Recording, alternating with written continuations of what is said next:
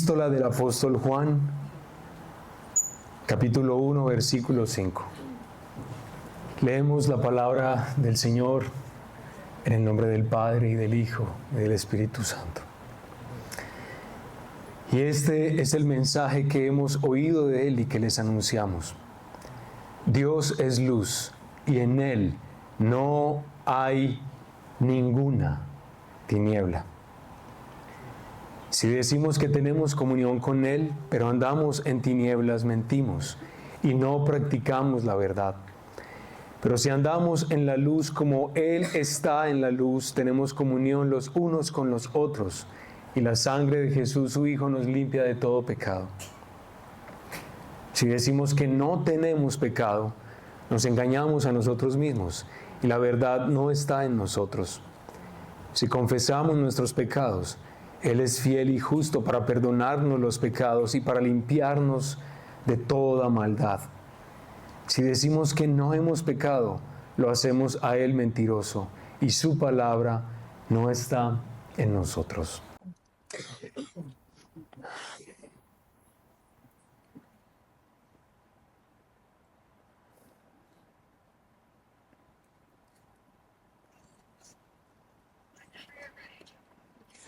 Padre, la forma más hermosa, especial, efectiva, eficaz, en la que esta tarde se convierta para nosotros en una bendición, es reconocer, Señor, que estamos delante de ti, que estamos escuchando la lectura de tu palabra, que escucharemos la exposición de tu palabra. Te ruego a todos los que estamos en este lugar, Señor, que nos traigas humildad, para que no sea de provecho lo que escuchemos. Aún, Señor, en medio de que tu palabra, que es preciosa, es perfecta y nos instruye hacia lo mejor, ella es así. Y estos vasos, Señor, como yo en esta tarde, que tú usas, somos limitados, no somos como tú. Pero has querido, Señor, que la predicación sea una realidad en medio de tu iglesia. Danos el amor, la gracia, la lucidez para reconocer eso como iglesia, como hermanos y hermanas. Y ayúdanos, Padre Precioso, a ver la maravilla de tu palabra, de verte a ti más claramente y de ver también a Jesucristo, nuestro Salvador, más claramente. Gracias por la presencia de tu Santo Espíritu entre nosotros, por su poder. Gracias por este momento. Padre, en el nombre de Jesús. Amén. Y amén. Bien, hermanos, espero pues que todos, por la gracia del Señor, estén bien conectaditos con su Biblia. Sí, trata de tenerla ahí abierta. Yo sé que los celulares son una bendición, tener las aplicaciones que nos ayudan a leer la Biblia son muy buenas, pero cuando nosotros participamos frecuentemente de la comunión de los santos en una iglesia local, es un bonito hábito tener una Biblia, traerla y traer tal vez un lápiz o algo así para que tú puedas rayar las cosas que entendiste, cuestionar las cosas en las que necesitas profundizar un poco más y así podamos entonces aprender los contenidos que el Señor nos ha dejado a nosotros a través de sus apóstoles, sus siervos. Ustedes recuerdan que hace 8 días Samuel empezó a introducirnos en la carta, en la epístola, con el prólogo que hace Juan, y escuchamos cosas muy, la verdad, hermosas de esos primeros 4 versículos. Sin duda es hermoso eso. La profundidad de Juan es algo que ojalá todos nosotros podamos apreciar en casa para que hagamos los devocionales ahí y todo lo demás.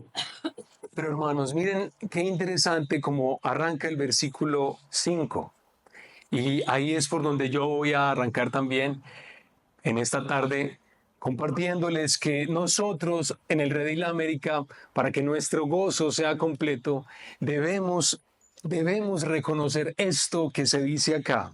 Y este es el mensaje que hemos oído de Él y que les anunciamos. Dios es luz y en Él no hay ninguna tiniebla. Nosotros aquí entonces lo que vamos a insistir hasta que el Señor regrese o lo que se pueda, vamos a insistir, hermanos, para todos nosotros en que necesitamos recordar, atesorar, saber que Dios es luz.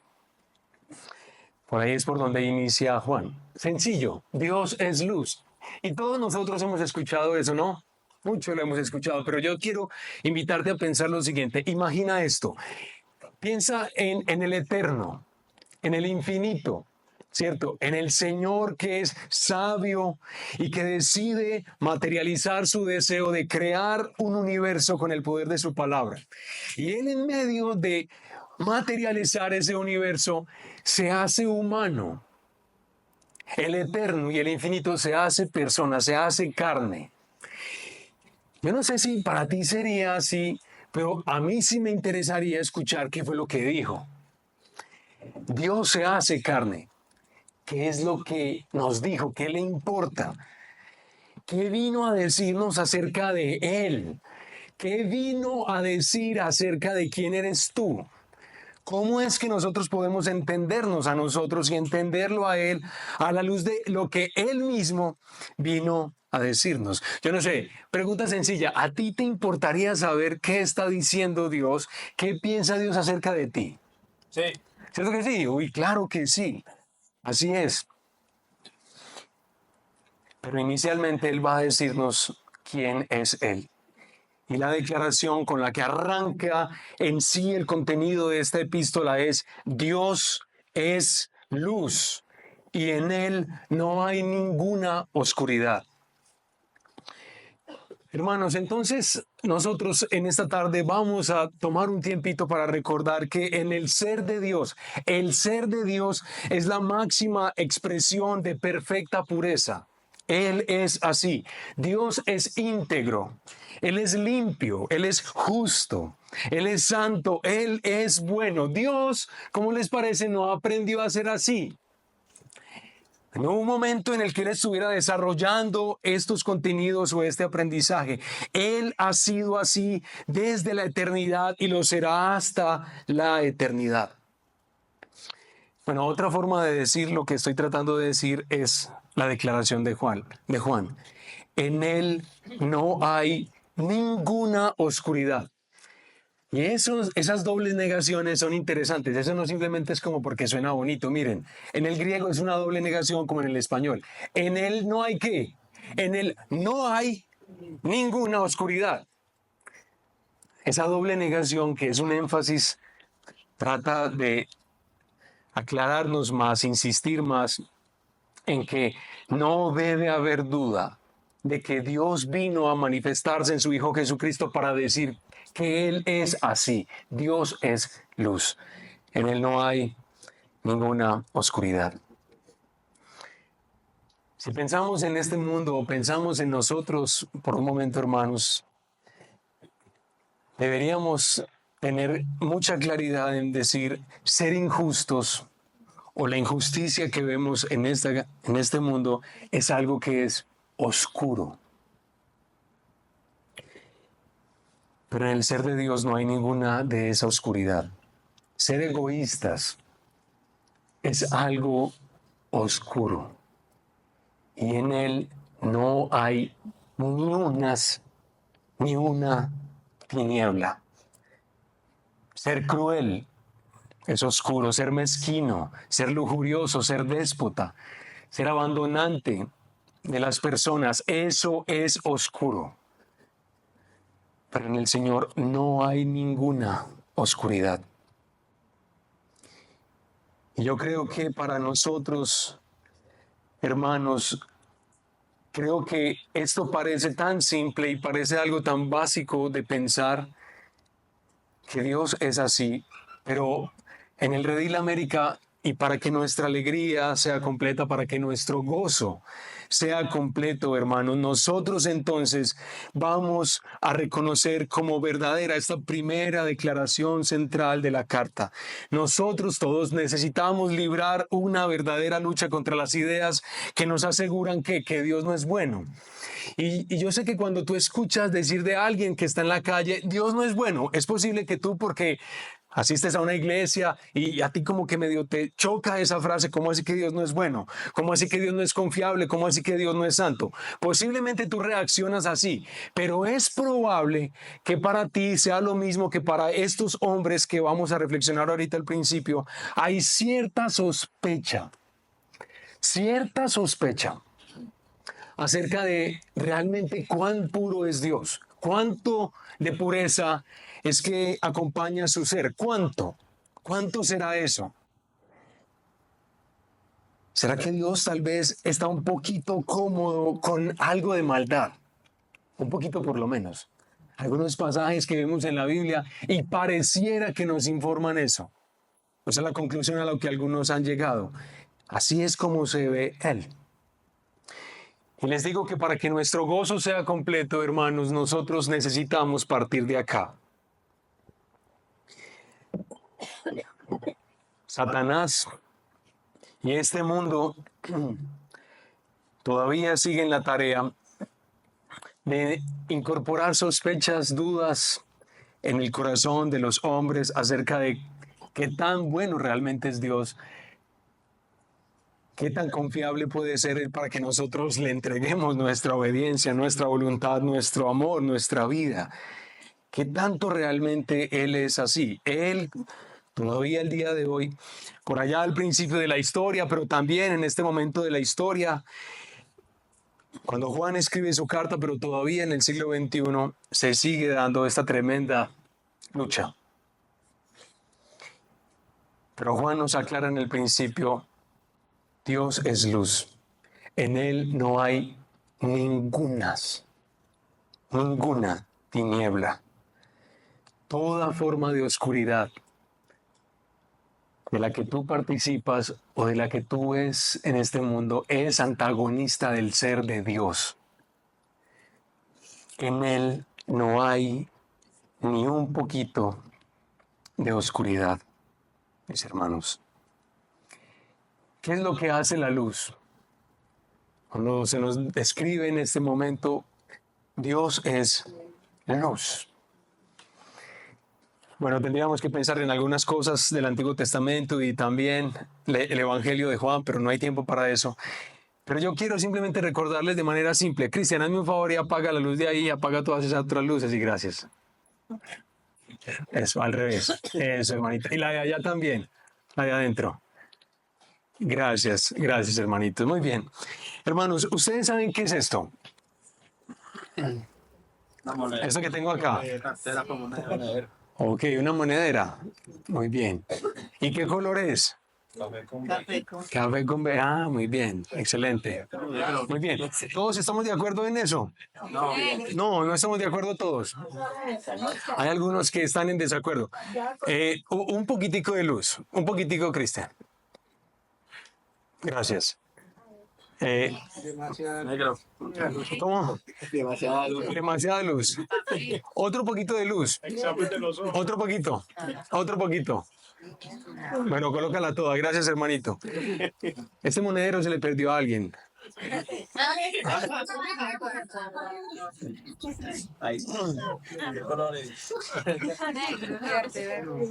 Hermanos, la luz trae claridad, ¿cierto? La luz trae claridad y manifiesta, hace posible ver las cosas que antes se nos dificultaban, nos costaba o tal vez eran entendidas de una manera distorsionada. La luz hace que nosotros podamos ver las cosas de manera, digamos, realista. Dios es luz. En Él no hay ninguna tiniebla. Y Dios, como vamos a verlo a continuación, invariablemente sobre todos los que nos acercamos a Él, manifiesta lo que nosotros somos. Y el punto es que nosotros hoy y en nuestra historia personal ya hemos reaccionado de alguna manera frente a esa luz y frente a lo que esa luz revela de nosotros. Por eso, después de esta importantísima declaración que hace Juan acá, sigue diciendo, y ahí va, si decimos que no tenemos comunión con Él, si decimos que tenemos comunión con Él, pero andamos en tinieblas, mentimos y no practicamos la verdad. Pero si andamos en la luz como Él está en la luz, tenemos comunión los unos con los otros. Y la sangre de Jesús, su Hijo, nos limpia de todo pecado. Si decimos que no tenemos pecado, nos engañamos a nosotros mismos y la verdad no está en nosotros. Si confesamos nuestros pecados, Él es fiel y justo para perdonarnos los pecados y para limpiarnos de toda maldad. Si decimos que no hemos pecado, lo hacemos a Él mentiroso y su palabra no está en nosotros. Después de esta declaración central que hace Juan aquí en este momento, él empieza a hablarnos de las posibilidades que se están presentando en las iglesias a las que Juan les escribe, con un sentido de urgencia que ustedes pueden notar cuando leen toda la carta. Hay una reacción que se ha empezado a experimentar en las iglesias a la exposición de la luz. Cuando yo tengo comunión con Dios y yo sé que Él es luz, una de las respuestas humanas es el rechazo de la luz. Miren, hermanos, por favor, nuevamente versículo 6. Si decimos, lo notaron, ¿cierto? Nuevamente versículo 8. Si decimos, y finalmente versículo 10. ¿Qué dice? Si decimos. Al interior de la iglesia o de las iglesias se vienen diciendo muchas cosas. Y cosas que Juan necesita abordar con urgencia. Estas son afirmaciones que se están incorporando en las iglesias y que están empezando a afectar la fe. Están empezando a afectar la forma en la que ellos entienden al Dios que se reveló en la persona de Jesucristo. Y que, lo más grave de todo, implica un rechazo del carácter de Dios como Él se ha manifestado. Como Él se nos ha dado a conocer. Básicamente, para decirlo sencillamente, la presencia y la práctica del pecado se minimiza. Eso es lo que Juan está diciendo acá. Se trivializa o se rechaza. Yo quiero colocarles tal vez dos ejemplos. Yo les voy a seguir colocando otros ejemplos en las futuras exposiciones, pero yo providencialmente me encontré con un librito que se llama El cristianismo hedonista. Eso es un libro de ateísmo, ¿de acuerdo? No lo escribió un cristiano. Eso es un libro de ateísmo. Bueno, y este filósofo se encargó de recopilar muchos personajes que hacen parte de la historia del cristianismo, pero que son como contracristianos, o sea, hacían parte de la iglesia cristiana, pero ellos son los que, como él los denomina, este filósofo los denomina los santos herejes. Y él lo que está tratando de ver es que en medio de la tradición conservadora, fastidiosa, del cristianismo tradicional, hay otra fascinante tradición de hombres especialmente, porque él cita aquí especialmente hombres, de hombres que han demostrado que hay otra forma de entender a Dios que es fascinante y que coincide con nuestros placeres, con nuestros deseos, con nuestros gustos. Entonces lo que él hace es recopilarlos y arranca por Simón el Mago. ¿Ustedes han escuchado hablar de Simón el Mago o no? Sí. Hechos capítulo ¿qué? Capítulo 7, 8, ¿cierto? Más o menos ahí. Hechos capítulo 7 u 8. Ahí aparece Simón el Mago. Ustedes pueden ir a sus casas y leerlos, pero yo solamente les voy a decir lo siguiente. Él parece que inicialmente es un hombre que escucha el testimonio de quienes están predicando el evangelio en Samaria y parece que él también llega a conocer y hasta llega a bautizarse, recuerdan. Después llega Pedro, Juan y ven cómo ellos imponen las manos sobre los creyentes, ven cómo el Espíritu de Dios desciende sobre ellos y Simón está cautivado. Wow, esta gente es capaz de orar por las personas y el Espíritu de Dios desciende sobre ellos. ¿Qué es lo que él quería? Pues él tiene plata, pues gasta un poquito para poder ganar más en el futuro, ¿cierto? Él quería comprar también ese poder. para que el Espíritu descendiera sobre él. Pero parece que algo empezó a ocurrir seguramente con la fe de un hombre que se distorsiona completamente, pero este hombre recopila algunos escritos que se conservan de Simón el Mago desde aquel entonces. Y él lo que empieza a concluir es que Simón el Mago, al ver cómo se va desarrollando la teología cristiana y los escritos y los apóstoles y todo lo demás, él llega a un momento de su vida donde empieza a decir, miren, es una belleza lo que hemos aprendido del apóstol Pablo. Ustedes recuerdan lo que el apóstol Pablo enseñó en Romanos capítulo 6 cuando dice que el que está ahora bajo la gracia no está bajo la ley, no está bajo pecado. ¡Wow! Eso es espectacular, ¿no? Y además recuerden que el Antiguo Testamento también dice que nosotros hemos de compartir las cosas, que hemos de ser generosos con los demás. Es decir, esas formas, esos estilos de vida conservadores que estimulan los apóstoles son una alternativa solamente a la fe cristiana. Hay otra alternativa de vida que también legitima el Evangelio. ¿Cuál es? Pues que nosotros no debemos someternos a la ley porque los deberes y las obligaciones son como una cosa, según él. Recuerden que eso es toda una teología, toda una elaboración teológica muy complicada, pero para ellos los ángeles eran los que complicaban las realidades de los seres humanos. En fin, entonces digo, someternos a ciertos mandamientos es someternos a esos seres. Así que por el contrario, nosotros lo que hemos de hacer es de vivir y responder a nuestro deseo. Entonces la Escritura nos dice que nos amemos los unos a los otros. ¿Saben cuál es la recomendación de Simón el Mago? Que nos amemos los unos a los otros, pero en la cama. Era lo que él decía. Que nosotros debíamos compartir nuestras esposas tranquilamente en la iglesia local. Compartamos a nuestras esposas y pues es decir, todos hermanos, seamos libres para vivir esta vida a la que se nos invita a vivir. Y parece que Simón el Mago era persuasivo. Él dice, Hechos, que era un hombre de cierto poder, de cierto prestigio en Samaria. Bueno, ¿cómo les parece? No va a decir que alguien está de acuerdo con eso. Hermanos. Sí. Simón el Mago. Pero después de Simón el Mago hubo otro que también fue muy famoso en la historia de la iglesia. Fue un hereje que fue necesario, digamos, visibilizar, que fue Basílides.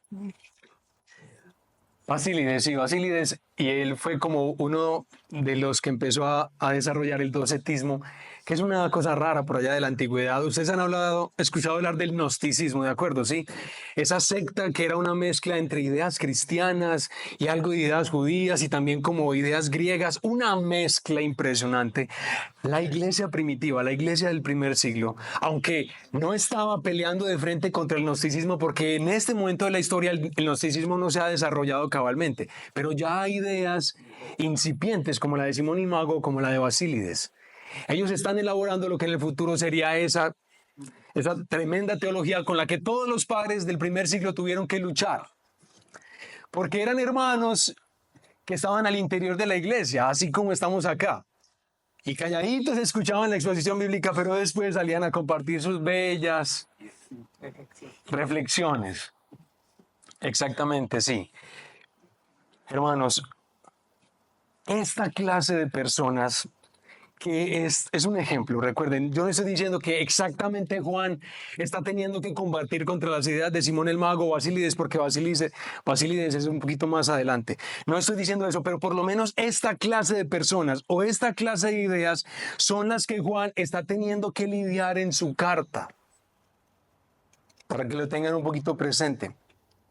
Personas que en sus acciones y en sus creencias corrompen el carácter puro de Dios.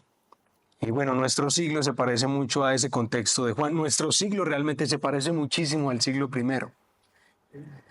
Hay una tremenda búsqueda de Dios. Ahora, a diferencia de tal vez 20 o 30 años atrás, la gente está abierta en decir, no, yo estoy en la búsqueda de Dios, yo tengo mis prácticas espirituales, privadas, yo estoy muy feliz con eso, claro que yo creo en Dios, pero por supuesto que hay un claro divorcio del amor y de la pureza. La fe que las personas expresan evidencia que tal vez Dios no es luz, o no tanto, o que tal vez en Dios hay alguna tiniebla. Este siglo entonces es capaz de decir que tiene su propia espiritualidad o su fe en Dios, y sin embargo vemos cómo este mundo abandona a su cónyuge sin ningún reparo, cómo se roba en el trabajo sin ningún reparo, cómo se asesinan a los bebés también sin ningún reparo, se rechaza cualquier noción bíblica del pecado, eso no interesa mucho. Así es nuestro siglo, así es nuestra época, pero como nosotros no queremos mucho hablar del prójimo, sino de nosotros, entonces ahora pensamos un poquito más en nosotros. Por favor, tú podrías empezar a pensar en esta tarde sencillita, fríita. ¿Ya tiene frío? No. Está bueno el aire. Podríamos empezar a pensar, hermanos, en esto que Juan está empezando a señalar, a instruir a la iglesia para que el gozo de la iglesia sea completo, para que no se distorsione, para que la iglesia pueda gozar de todo lo que es Dios realmente y no parcializadamente o distorsionadamente. Nosotros, hermanos, podríamos empezar a pensar en esta tarde si en ti en este momento hay algún hábito oscuro en tu vida con el cual tú eres indulgente. Y tú eres indulgente con eso porque llegaste a la conclusión después de una tremenda elaboración teológica, la Biblia misma te demuestra eso, que Dios no está tan necesariamente interesado en eso que hace, ¿cierto? Pues, tal vez él está bien, tal vez es mi conciencia la que me molesta demasiado. Podrías pensar, hermanos, si tal vez tú convives muy bien con esa sensación de superioridad moral y has llegado a la conclusión de que no hay problema con eso. Tal vez, hermanito, hermanita, hemos empezado a pensar que nuestra falta de perdón se legitima aún en las Escrituras y yo tengo derecho a no perdonar a esa persona. Lo más ordinario de todo, tal vez la lujuria, tal vez el elitismo, tal vez el uso egoísta de nuestro dinero, tal vez el descuido de tus hermanos en la fe.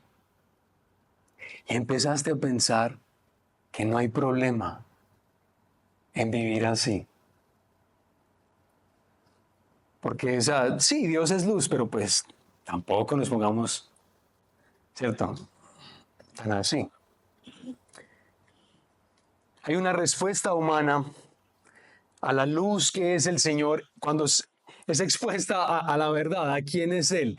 Y la luz resulta lo que ha resultado en este salón, que evidencia lo que hay. Entonces, cuando uno empieza a ver quién es uno, resulta que no es muy agradable tal vez, o simplemente no me interesa pensar en algo distinto a lo que yo veo. Así que al mismo tiempo yo no quiero abandonar lo que he aprendido de la Biblia, porque qué tal que haya un infierno y me vaya para allá. Por lo menos tengo que tratar de asegurar alguna cosita. Entonces, yo creo mi mini teología, la comparto con la gente más cercana a mí y comulgo con algunas cosas que hacen que yo del todo no muera. Es decir, que mi carne todavía se destaque en la vida cotidiana, en lo normal. Porque Juan aquí no está pretendiendo que nosotros seamos perfectos. Juan no está diciendo acá que cualquiera que pues, es pecador, ya él lo va a decir, ¿cierto? Ahí a continuación. Él no está negando que nosotros seamos así. Él está diciendo, si andan como una práctica que es casi el estilo de vida. Hermanos, Dios es luz y en Él no hay ninguna tinieblas. Y yo sé que cuando empezamos a hablar de estas cosas es duro escuchar eso, pero gracias al Señor que nosotros somos expuestos a estas cosas. Nosotros preferiríamos hacer las operaciones mentales que sea para que esto no resulte tan gravoso, para que no resulte tan vergonzoso, para que no resulte tan culposo. La buena noticia, ¿cuál es, hermanos? Que no tenemos que hacer eso. Nosotros no tenemos que hacer eso. Me encantaría tener un espejo inmenso para que vieran sus rostros, hermanos.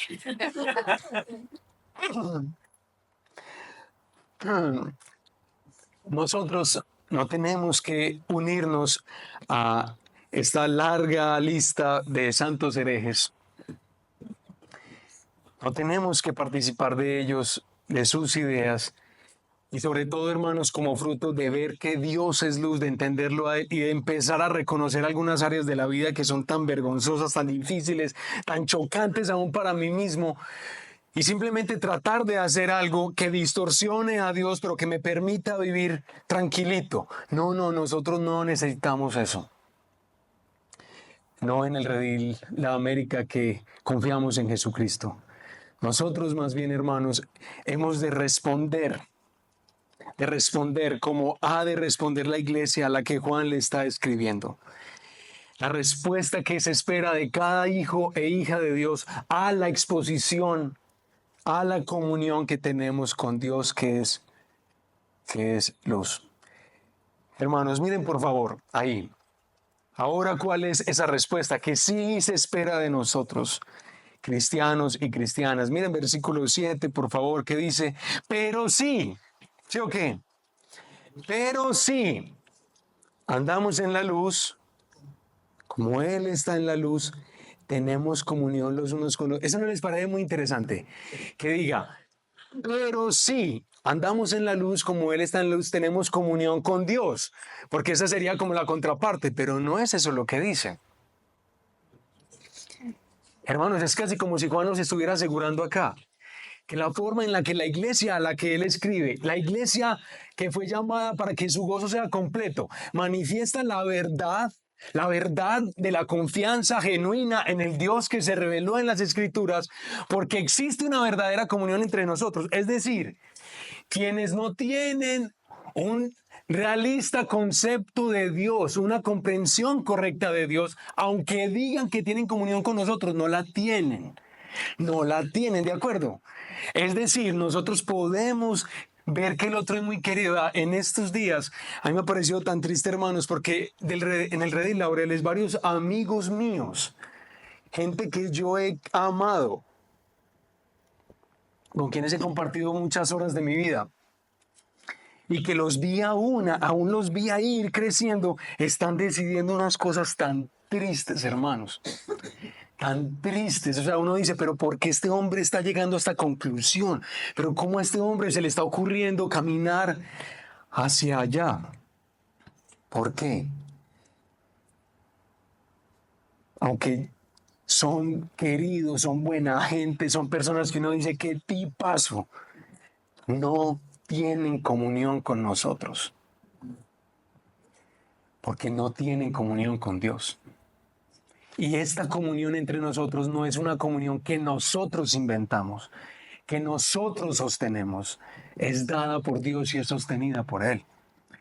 Pero sí, andamos en la luz como Él está en la luz, tenemos comunión los unos con los otros y la sangre, ahí va, la sangre de su Hijo Jesucristo, de su Hijo nos limpia de todo pecado. Y miren por favor, versículo 9. Sí, confesamos más bien, ¿cierto? Ese es el contraste ahí. Si confesamos nuestros pecados, Él es fiel y justo para perdonarnos los pecados y para limpiarnos de toda maldad. Y aún miren, por ejemplo, lo que dice el versículo 1 del capítulo 2. Si alguien peca, tenemos abogado para con el Padre, a Jesucristo el justo, ¿cierto? ¿Sí? Hermanos, la luz para toda la iglesia, mientras tengamos comunión con el Señor, la luz va a manifestar lo que nosotros somos. Invariablemente lo va a seguir haciendo.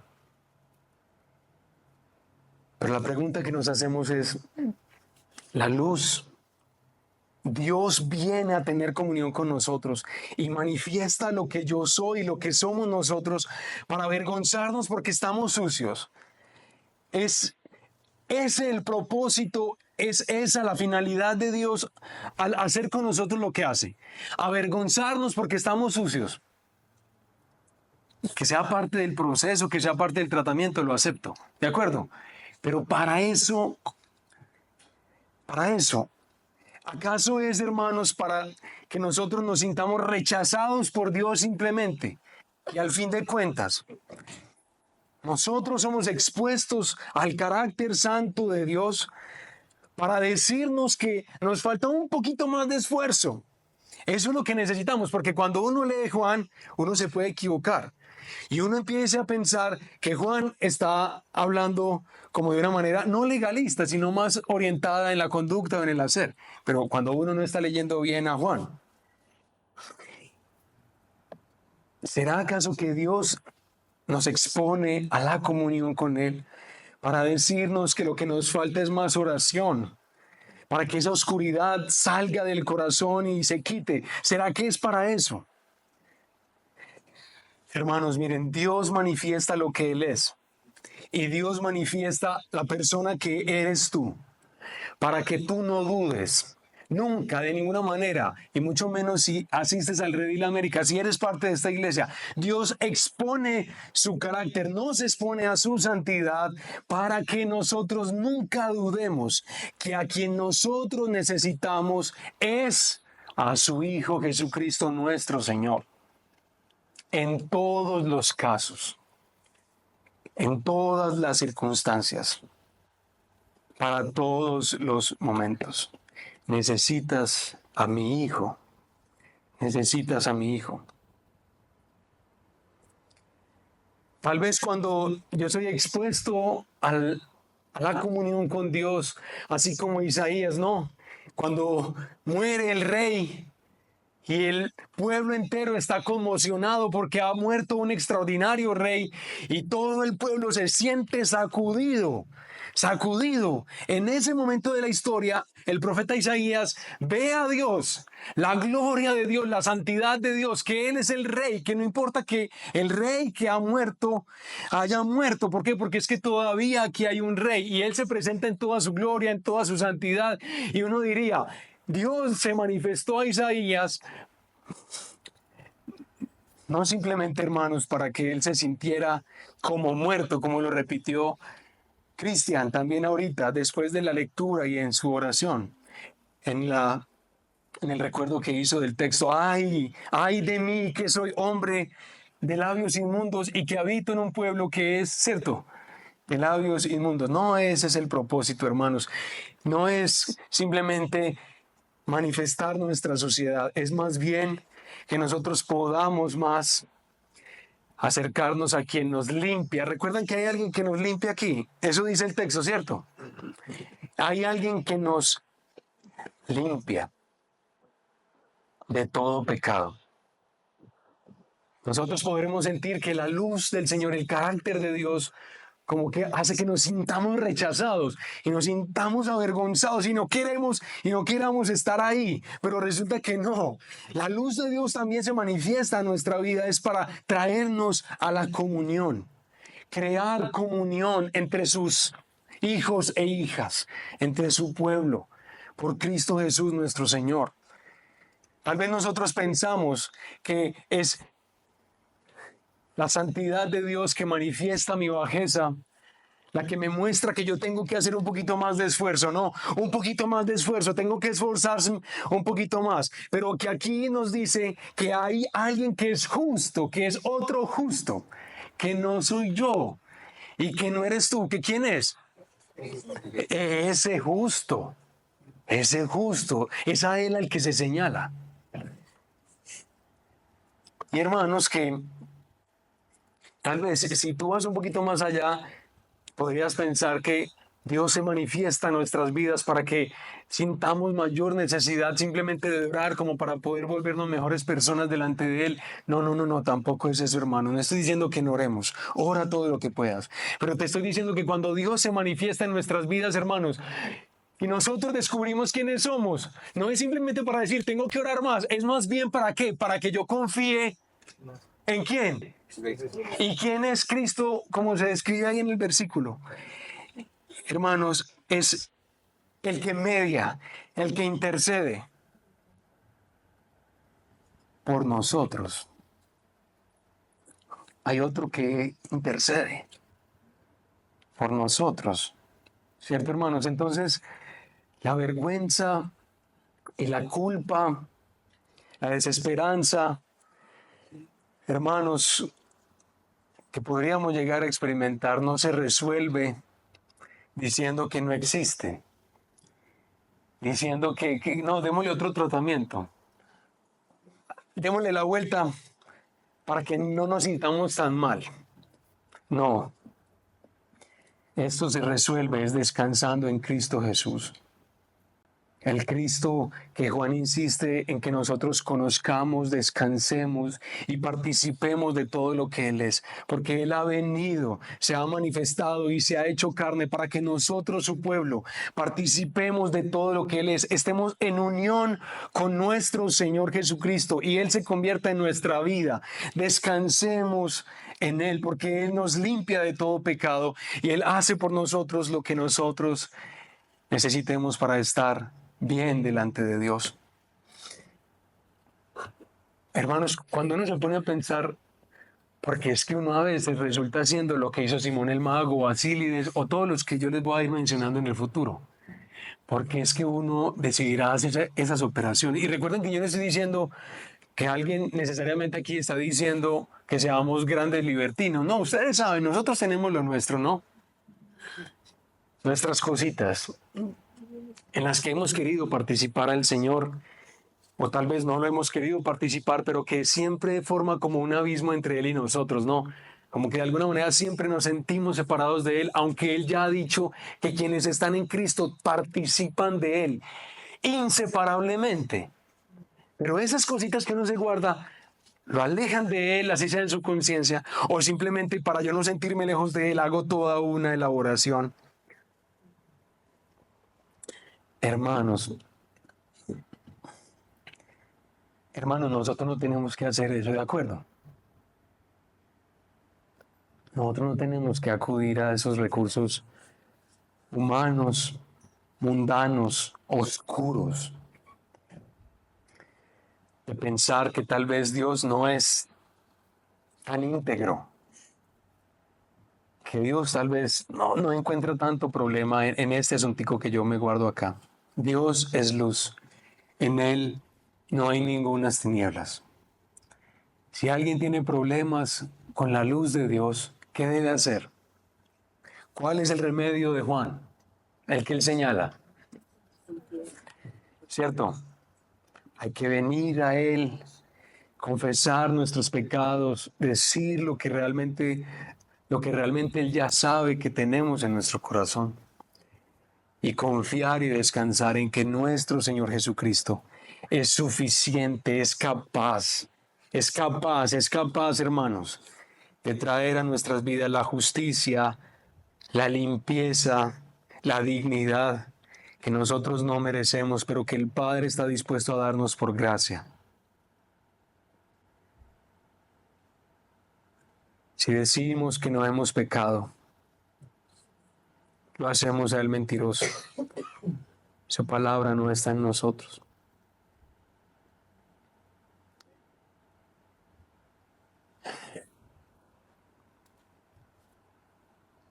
Yo, hermanos, anhelo para todos nosotros aquí en el Redil América que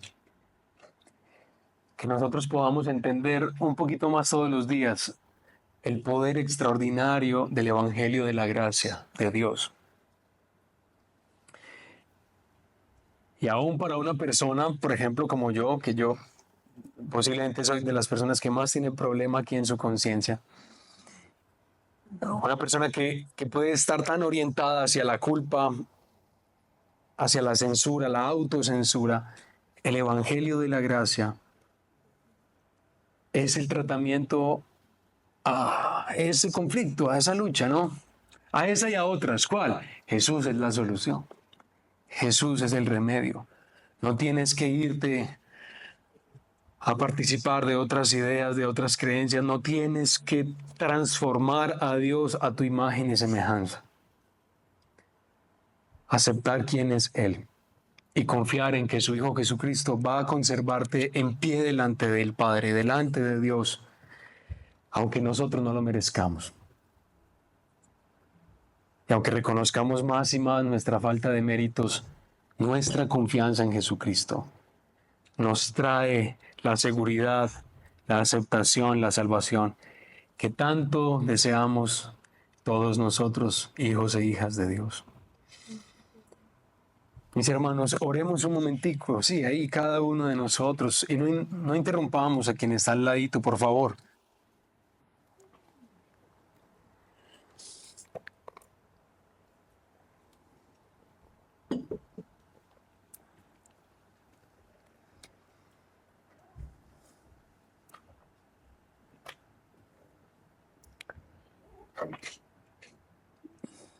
Y otra vez esta declaración que es central para la gran controversia que se ha generado en la historia de la iglesia.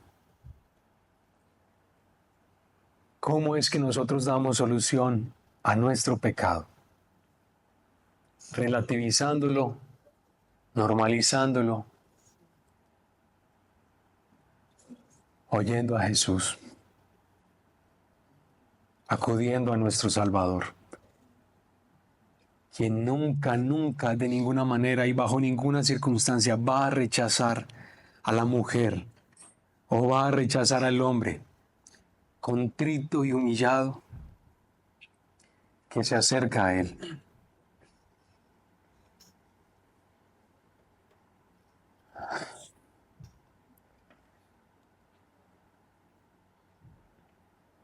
Padre nuestro, queremos agradecerte, Señor, en esta tarde a ti y adorarte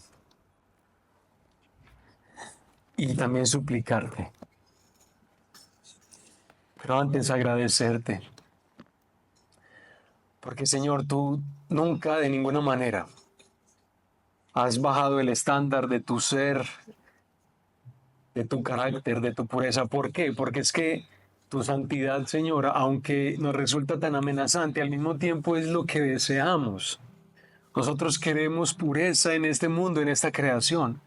Nosotros queremos integridad y justicia. Nosotros queremos que sobre toda la creación corra tu gloria. Gracias, Señor, porque tú no has relativizado ni bajado tu estándar, tu integridad. Tú eres santo por los siglos de los siglos.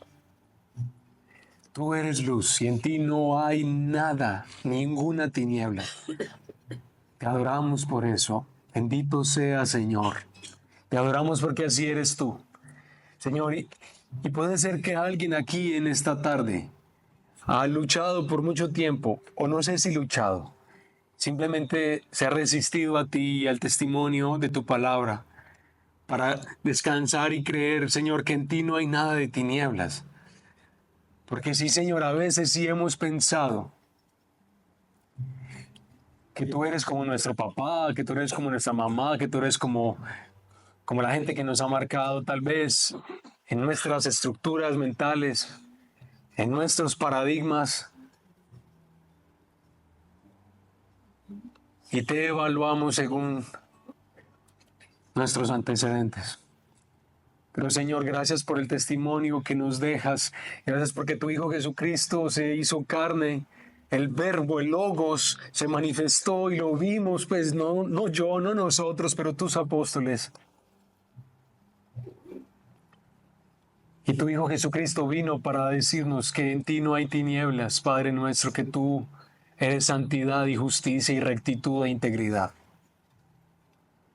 Confiamos en eso. Y confiamos en tu Hijo Jesucristo, Padre, para todo lo que nos falte, para todo de lo que carecemos. Nosotros no apelamos, Señor, a nuestro esfuerzo, a nuestra piedad, a nuestra disciplina, a que mañana sí lo voy a hacer mejor, Señor. Corremos a tu Hijo Jesucristo.